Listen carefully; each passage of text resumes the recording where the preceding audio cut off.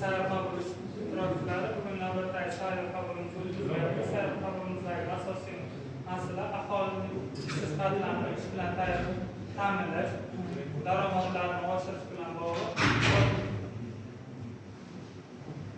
Bugun sayyor qabulimizdagi masalani aytib o'tdim. Hozir o'zlaringiz bilasizlar, prezidentimiz tomonidan bir qancha yangiliklar olib borilyapti.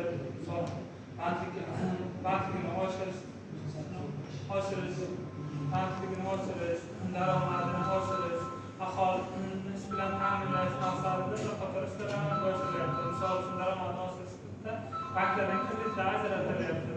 Hisobladigan bo'lsak, biznesga birinchi qadam oldindan kichik summa bilan bo'ladigan bo'lsa, 312 soni qaror, 316 son, 306 soni qaror bo'yicha kreditlar ajratilyapti. Bu kreditlar maksimal miqdori 100 million so'm bo'lsa, bundan tashqari oilaviy tadbirkorlik dasturi bo'yicha 30 million so'mgacha bo'lgan pul mablag'lari ham ajratilib kelyapti. Misol uchun tadbirkorlikka qiziqadigan o'zingiz yoki qarindoshlaringiz bo'ladigan bo'lsa, har bir yo'nalishda bank bevosita yordam beradi.